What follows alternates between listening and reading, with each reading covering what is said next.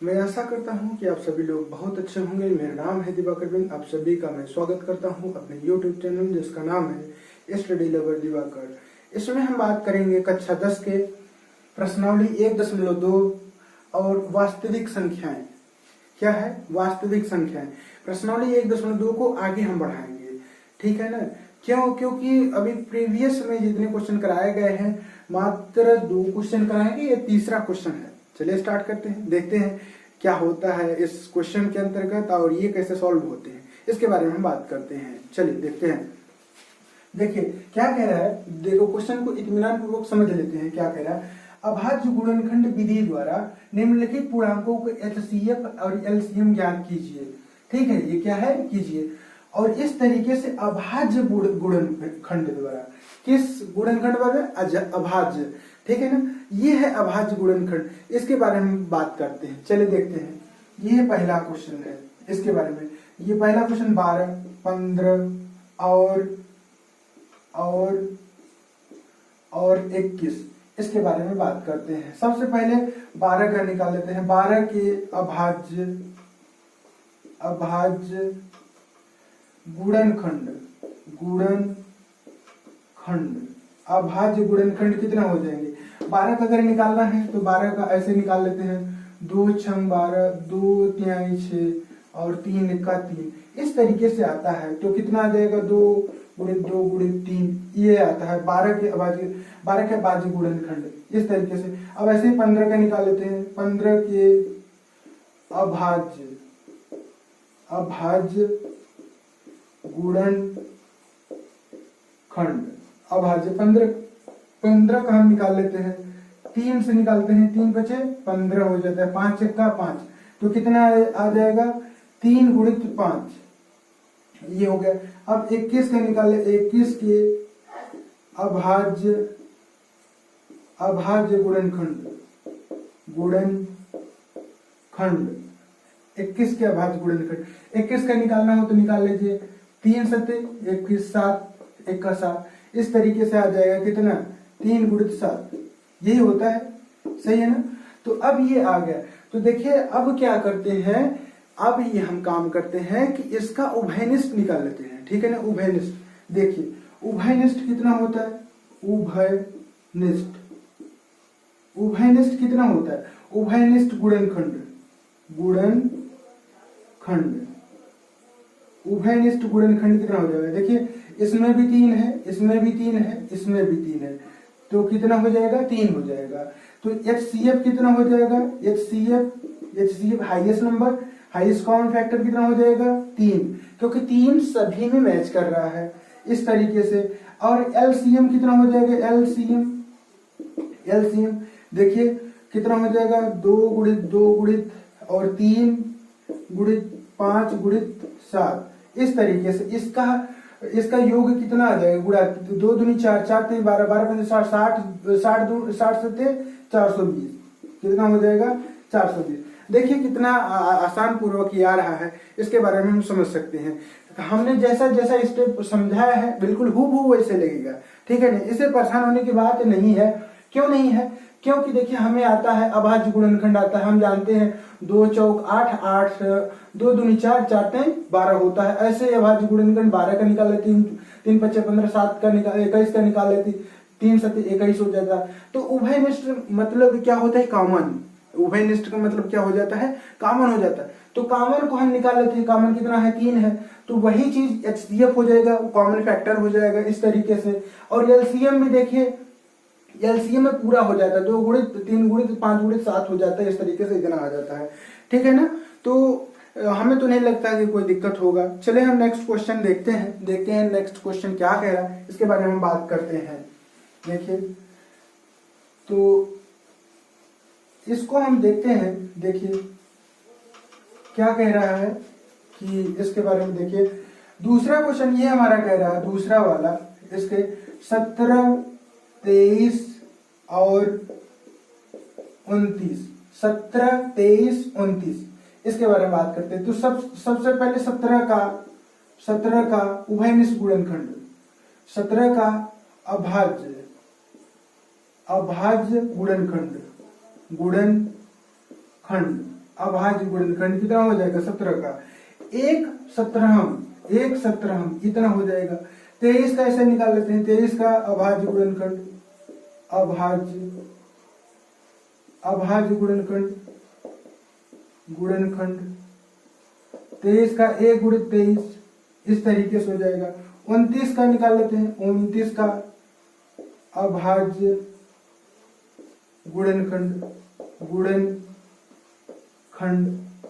का 1 गुणित कितना हो जाएगा 29 हो जाएगा इस तरीके से। अब इसका क्या निकाल लेते हैं, उभयनिष्ठ निकाल लेते हैं, उभयनिष्ठ गुणनखंड उभयनिष्ठ गुणनखंड कितना हो जाएगा, उभयनिष्ठ कितना है, एक इसमें भी एक इसमें भी एक इसमें मिल रहा है तो 1 हो जाएगा। HCF कितना हो जाएगा, HCF 1 हो जाएगा। LCM कितना हो जाएगा, LCM इसके बारे में बात करें तो 1 गुणित 17 गुणित 23 गुणित 29 हो जाएगा। इसका गुणा अगर करेंगे तो कितना आ जाएगा, इसका गुणा 11 3 3 9 आ जाएगा। तो बात तो समझ में आ रहा होगा, है ना। तो इसमें परेशानी नहीं है, क्यों, क्योंकि ये प्रीवियस की तरह लगाया गया है ना। तो जब लगाया गया है तो समझ में आ रहा होगा। सबसे पहले हमने क्या किया, अभाज्य गुणनखंड निकाले, उसके बाद उभयनिष्ठ निकाल लिया, HCF आ जाएगा, LCM निकाल लेंगे, है ना। तो ये सब टेक्निक्स हैं। ये इस टेक्निक्स में आपका अभाज्य गुणनखंड विधि द्वारा पूर्णांकों के HCF LCM ज्ञात किया जा सकता है इस तरीके से, है ना। चलिए अब आगे देखते हैं। अब देखिए ये क्वेश्चन में कह रहा है कि 8 7 तीसरा की बात कर रहे हैं, 8 9 और 25, 8 9 25। तो 8 का अभाज्य गुणनखंड अभाज्य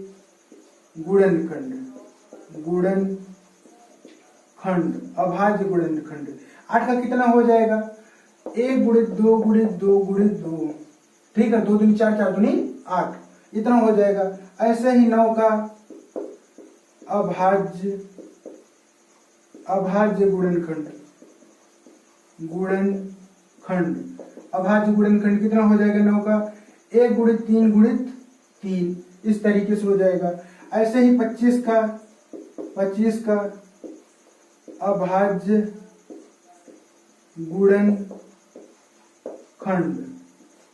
गुणनखंड 1 गुणित 5 हो जाएगा इस तरीके से। अब क्या निकाल लेते हैं, उभयनिष्ठ निकाल लेते हैं। क्या निकाल लेते हैं,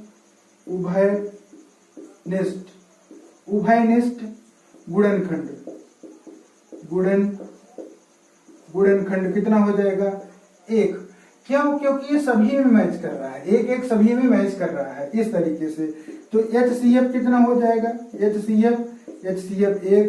LCM कितना हो जाएगा, LCM 1 गुणित 2 गुणित 2 गुणित 2 3 गुणित 3 5 गुणित 5 इसका कितना हो जाएगा 1800। इसको अगर इक्वेट करोगे तो 1800 आएगा इस तरीके से आ जाएगा, है ना। तो देखिए बहुत ही आसान है, परेशान होने की बात नहीं है। क्यों, क्योंकि ये समझ में आ रहा होगा कि सभी चीजें अभाज्य होगा, अभाज्य गुणनखंड निकाल लेंगे, उभयनिष्ठ निकाल लेंगे, LCM HCF आ जाएगा इस तरीके से। तो हम आगे चलते हैं, देखिए नेक्स्ट क्वेश्चन की ओर बढ़ते हैं, देखते हैं क्या कहता है ना। ये क्या कह रहा है इसके देखिए, HCF कितना दिया है, इतने का 657 का 9 दिया गया है। LCM इतने का ज्ञात कीजिए, LCM ज्ञात करना है। एक छोटा सा है इसमें, देखिए एक सूत्र होता है, उस सूत्र को हम डिफाइन करेंगे। सूत्र को डिफाइन करने के बाद ही आ जाएगा क्वेश्चन।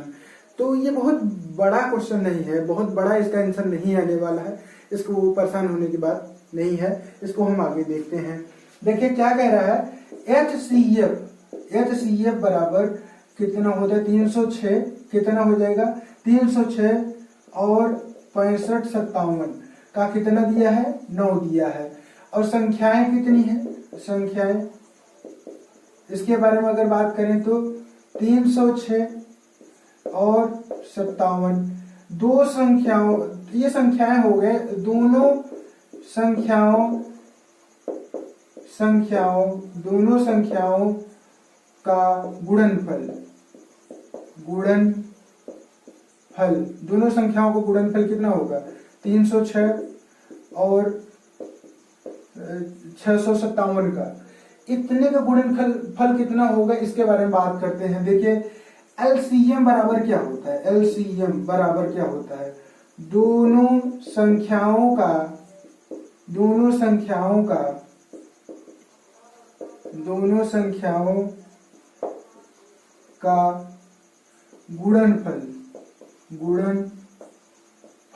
दोनों संख्याओं का गुणनफल बटे HCF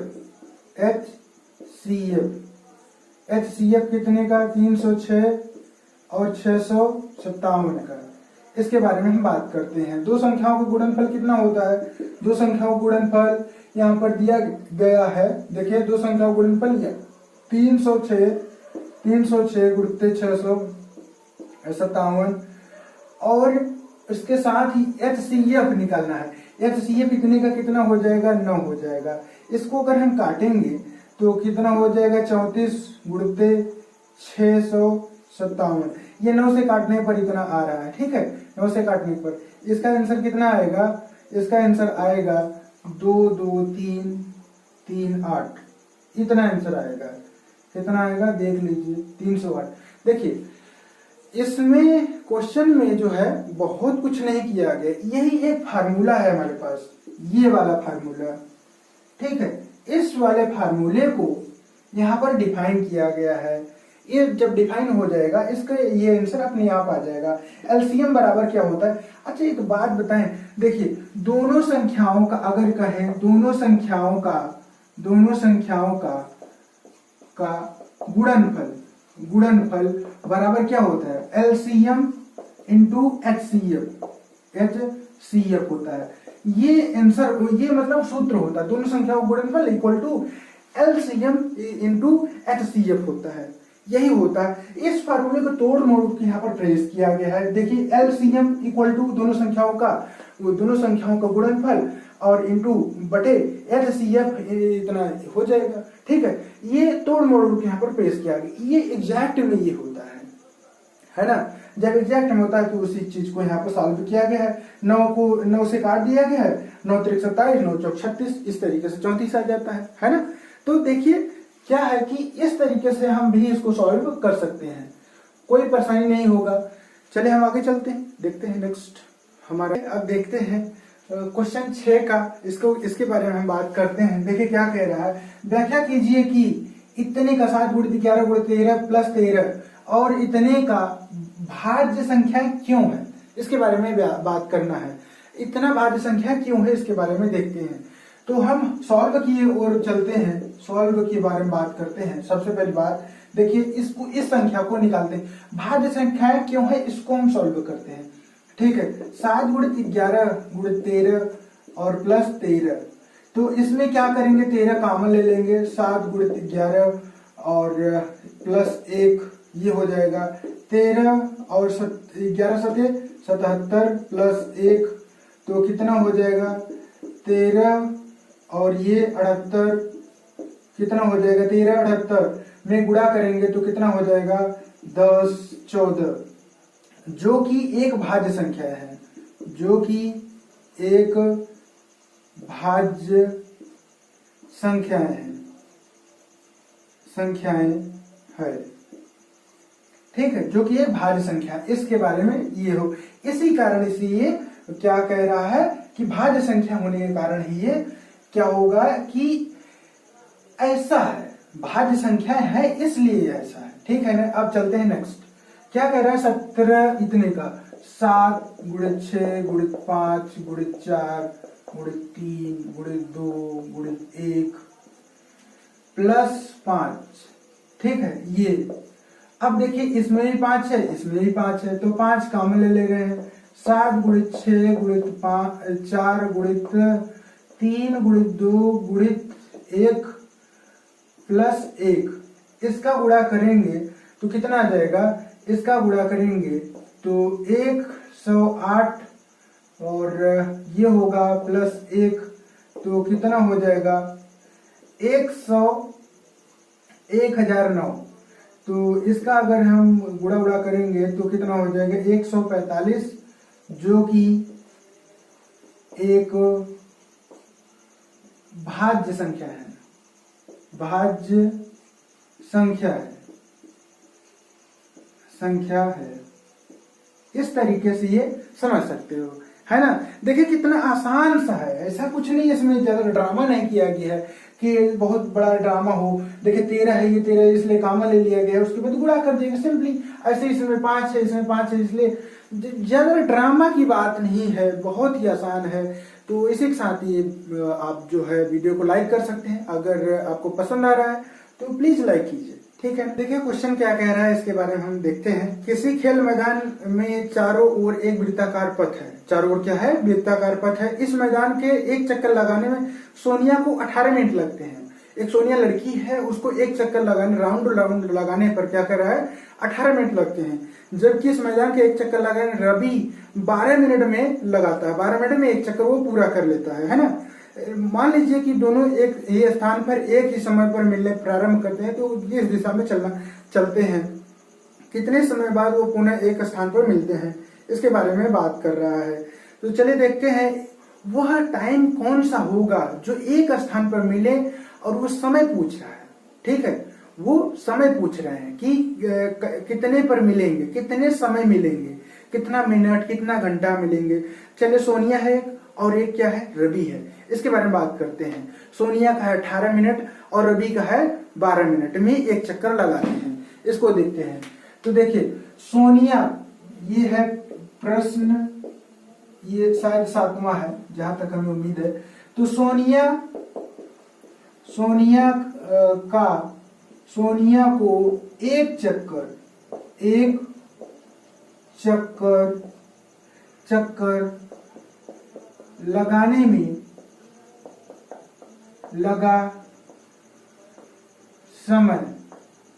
लगा समय कितना है, 18 मिनट। और रवि को एक चक्कर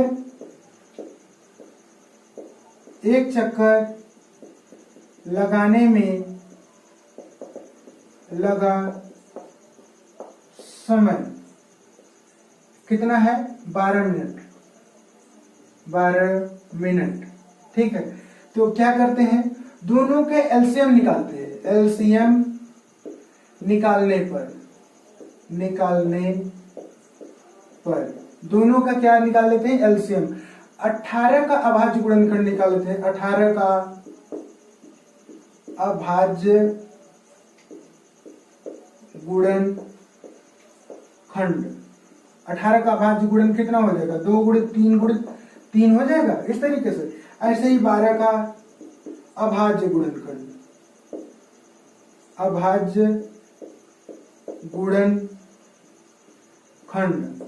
कितना हो जाएगा, 2 गुणित 3 हो जाएगा। इस तरीके से एलसीएम निकाल लेते हैं।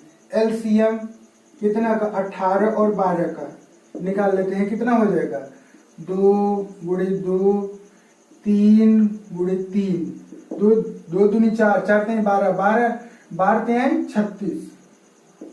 36 मिनट में सोनिया और रवि प्रारंभिक स्थान पर वो मिलेंगे, है ना। तो देखिए दोनों एक राउंड लगाते हैं, कितने में, सोनिया लगाती है 18 मिनट में, रवि लगाता है 12 मिनट में। इस तरह से एलसीएम निकाल लेते हैं। 18 का अभाज्य गुणनखंड इतना होता है और 12 का अभाज्य गुणनखंड इतना होता है। दोनों को एक साथ एलसीएम निकाल लेते हैं, इस तरीके से 36 होता है। 36 मिनट कितना हो जाएगा, 36 मिनट वह टाइम है, वह समय है जो कि सोनिया और रवि को एक स्थान पर, प्रारंभिक स्थान पर वो क्या करते हैं, मिला लेते हैं। इस तरीके से ये क्वेश्चन और ये अध्याय पूरा होता है। हम अगले वीडियो मिलेंगे, तब तक के लिए जैसे भी रहें, स्वस्थ रहें, अपना ध्यान रखें।